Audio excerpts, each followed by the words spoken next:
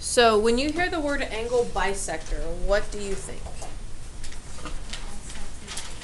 The bisecting of an angle. So what does that mean in other words? Like, what does bisect mean? What does it do? Splits it in half. So it's taking an angle and it's splitting it in half. So what we're going to be looking at are lines like BD that cut an angle perfectly in half.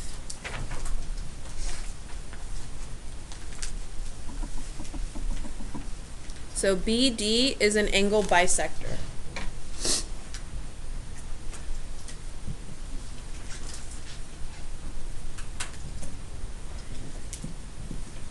So what we're going to be looking at today is a theorem called the angle bisector theorem.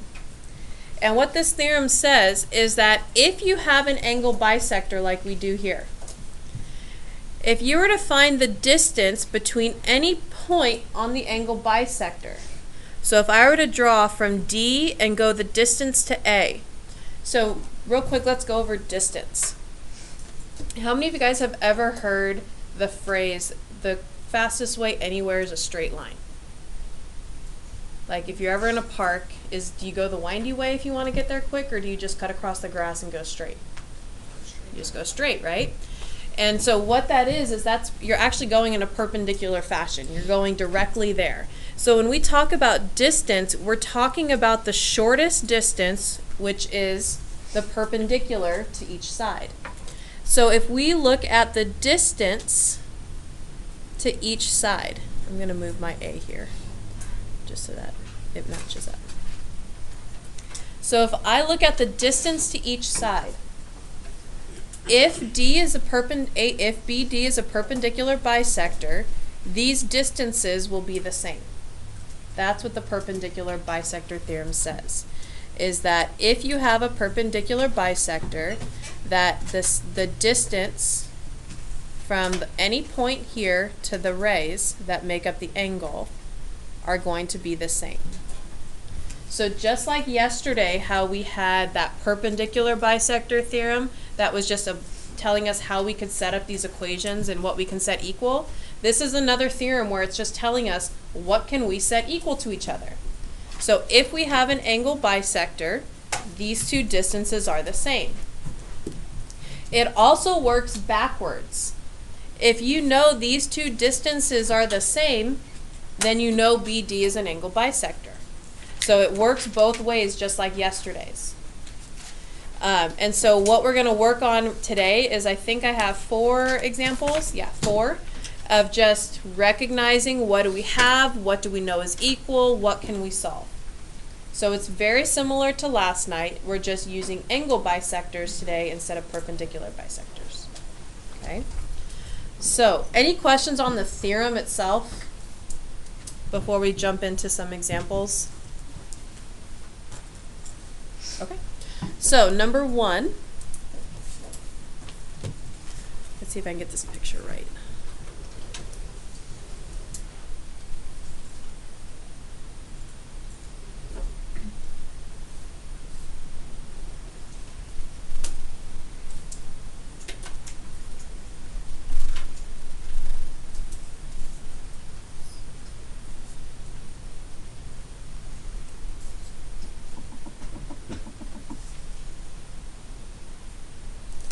Okay, so this would be what our picture looks like. I drew this one much better than last period, so I'm happy about that.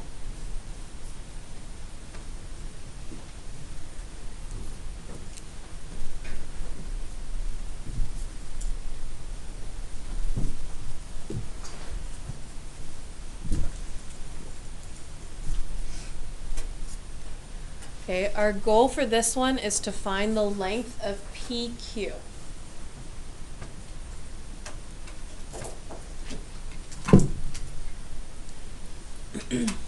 So one of the first questions you want to ask yourself, do we have an angle bisector? Do we have an angle bisector? Okay, so because of these marks right here, we do know that SQ is an angle bisector. So because SQ is an angle bisector, I know that these two sides have to be the same. So that means we can set at 8x minus 27 equal to 4x plus 33. Then we can start solving by subtracting 4x to both sides, as well as adding 27 to both sides, giving us 4x equals 60. Divide both sides by 4, and we get x is 15. But is that what it asked us to find? No. It wanted us to find PQ, which means we have to go plug it back in for x. So 8 times 15 is 120, minus 27 would give us 93. Okay, any questions so far? So you might be wondering why we have you guys plugging in a lot back in, is because you have to do that on your test, and I guarantee a good number of you guys are going to just find x and stop. So make sure you guys are reading the directions to know, are you finding x or are you finding something with x in it?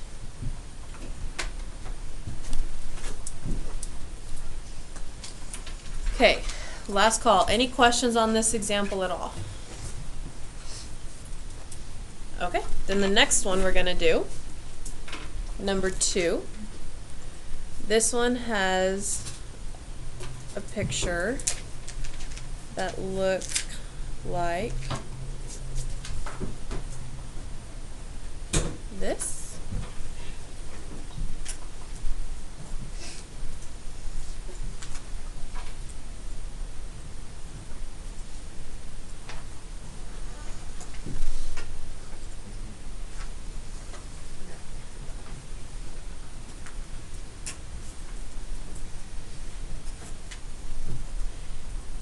And it's asking us to find the measure of angle BDC.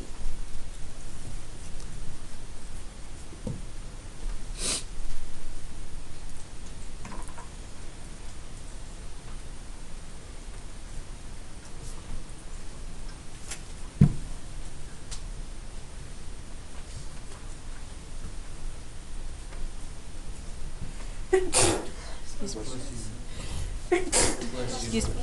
Where did Z come from? Where did what? Z come from? Z? Yeah. Oh, it's because I forgot to label it. Thank you. C's down here.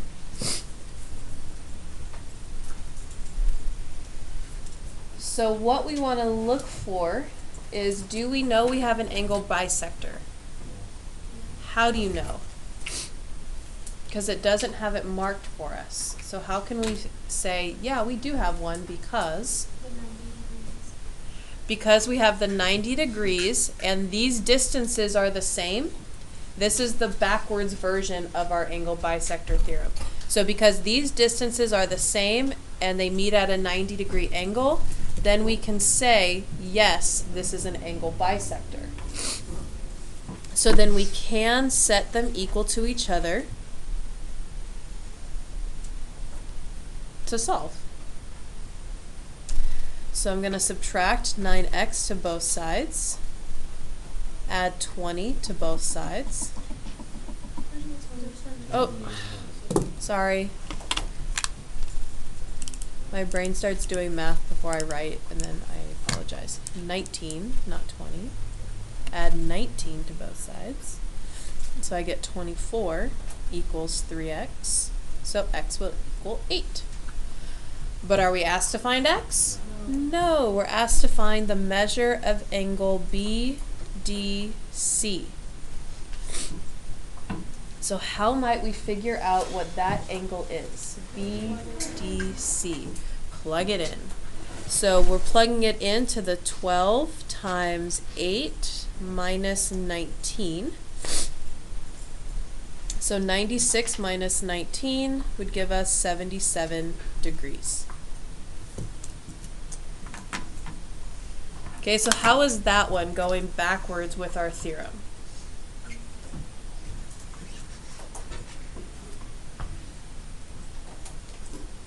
So this one, we had to go backwards saying, yes, we have 90. Those distances are the same, therefore we have an angle bisector. I have a question. Yes, ma'am. Do we stop right here? It says find BDC, so do we keep going to find the last one? Nope. No, we can stop. We can stop. We only have to answer what question's being asked. So that's why we want to make sure we read the directions to know, do we stop at X? Do we have to go plug something in? What do we have to do? So we found BDC, we're done. If you really want, you can, but you don't have to. Okay, example number 3. I'm going to flip the page just so I have more room.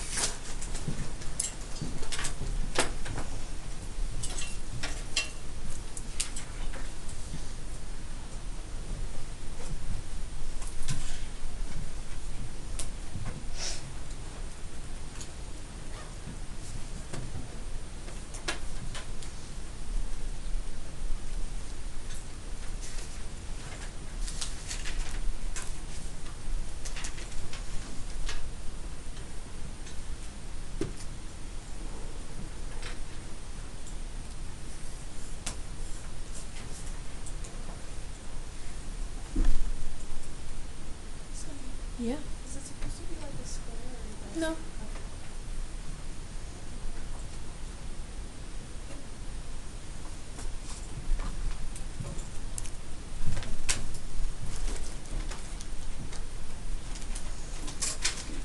And here we're going to find angle YWX.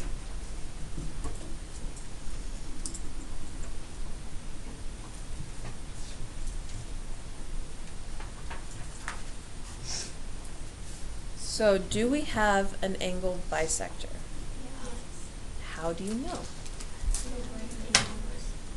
Okay, so if these were right angles and these two sides were congruent, then we would know. But do we know those two sides? No. So this one, if just to kind of go back to what it's supposed to be. So this is our original picture. See how the angles that are congruent are not the ones that are next to the two sides marked? But that's not what we have here. We compare the two pictures. It's these two angles that we don't know. So what we can say, though, is that we have congruent triangles. Does anyone know why triangle XWZ? Why can we say that the two triangles are congruent? So the reflexive property says this side's congruent. So then why are these two congruent? Which postulate? Do we have side-side angle? Wait, could this be hypotenuse leg? It is hypotenuse leg. So because these two triangles are congruent by hypotenuse leg, we can say by corresponding parts that those are congruent. So this one, it looks like it's an angle bisector theorem, but it doesn't quite meet all the criteria. So when it doesn't meet all the criteria, go back to your congruent triangles. See, can you use that to help you set them up? So because these are congruent triangles, we can say that 9x minus 28 will in fact equal 5x minus 8. So we can solve by subtracting 5x to both sides as well as adding 28 to both sides. So we get 4x equals 20, so x will equal 5. But were we asked to find x? No. What are we asked to find? Jay? Just read the directions. What are we asked to find?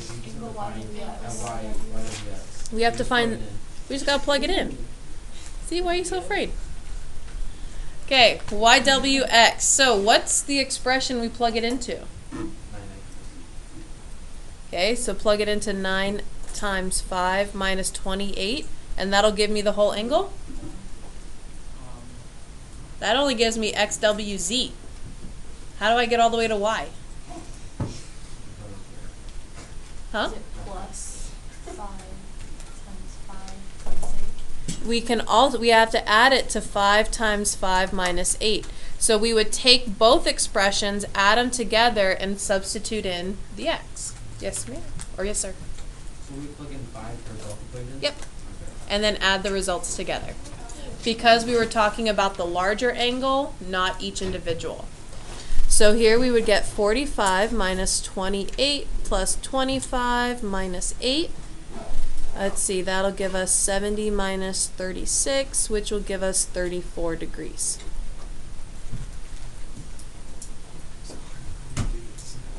Okay, so this one is, in order to be able to use our angle bisector theorem. So this is our theorem down here. Do you see how the two angles that are, the angle that's being bisected is on the opposite side of the two sides that have to be congruent? Well, that's not what we have in our picture. Okay. So it's because of the location of where the angles are that tells us we might have to try something different. You can usually, I'm going to say almost always, be able to say they're congruent by something and then use hypotenuse leg or something like that to help you. That way you can still set the equation up, you just have to think of it maybe as a triangle congruence as opposed to that theorem. Okay? Okay, I have one more I want to do.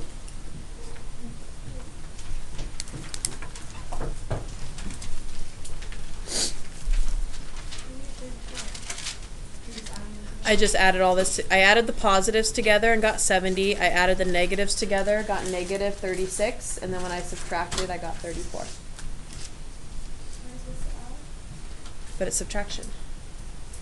It's 70 minus 36.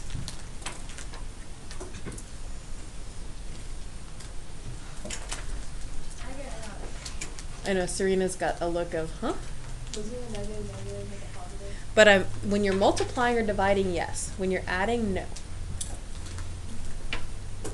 Okay, last example before we do our last definition. So again, oh, that's really bad. Hold on, don't copy that.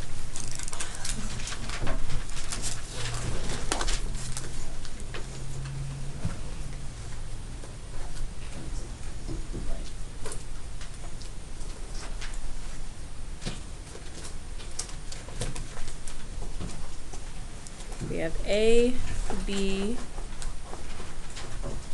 C, and D.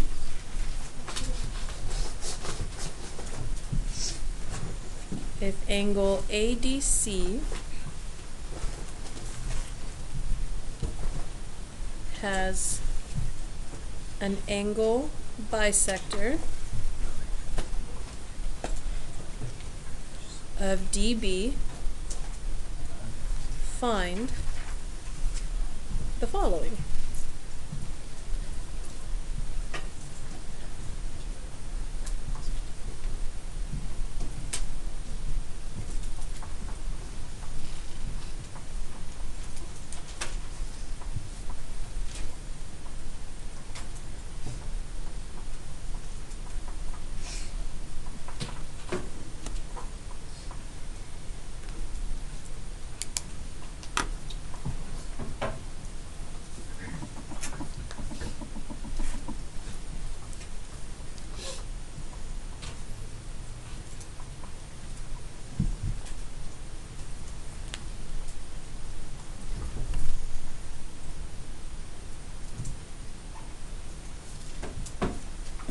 So from our directions, what do we know about this picture?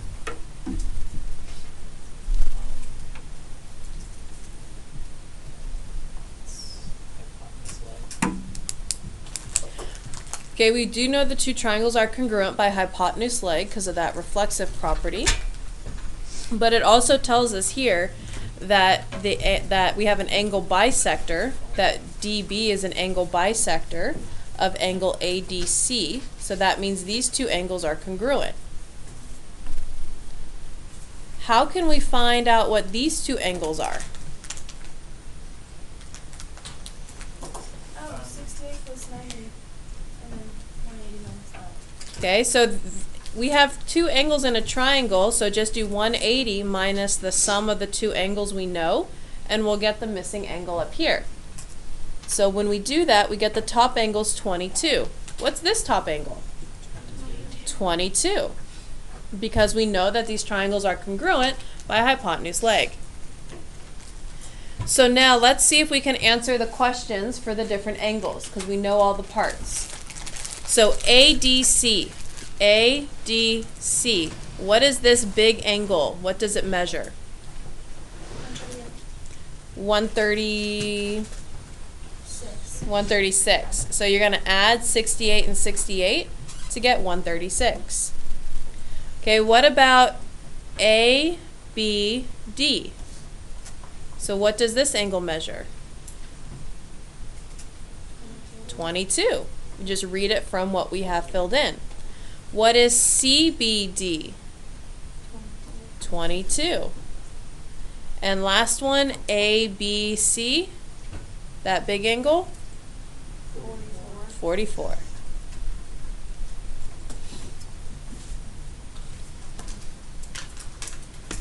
Okay, so that's what a lot of your problems are going to look like on your assignment today.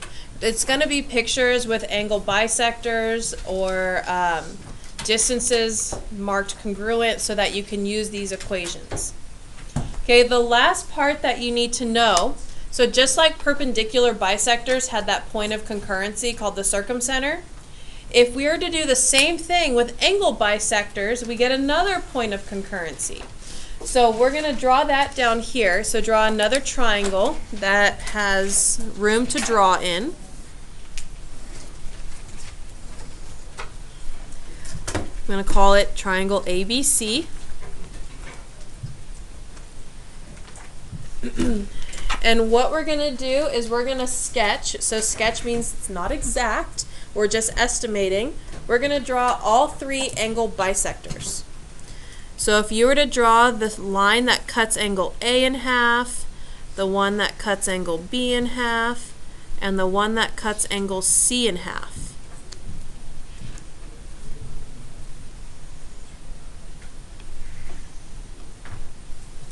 You should get them all to be really close and meeting at a point. Just like the perpendicular bisector that we went over at the beginning of class, they met at the circumcenter. The angle bisectors have a point of concurrency. So this again we're talking about where three angle bisectors meet. So I didn't mark these, I should have.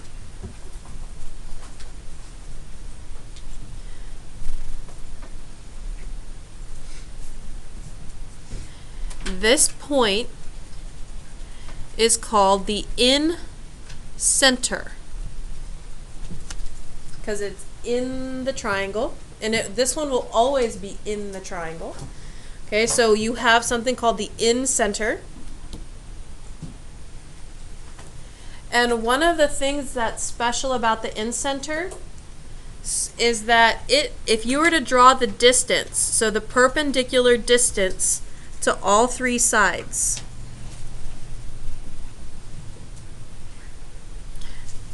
okay, so if I were to draw those perpendicular distances, they would all be the same. One of the things that's nice about the in-center is if I were to draw a circle with my center at the in-center and my radius being the distance to any one of these sides, I would get a circle that is completely inside my triangle. So circum, outside, in, inside. In-center will give you a circle inside your triangle. A circumcenter will give you a circle outside your triangle. But again, the main thing you're going to have to be able to do is match that three angle bisectors meet at the in-center. because your test again is having more of a vocabulary match. So perpendicular bisectors go with circumcenter. Angle bisectors go with incenter. Okay, that's really the big piece that you need to know.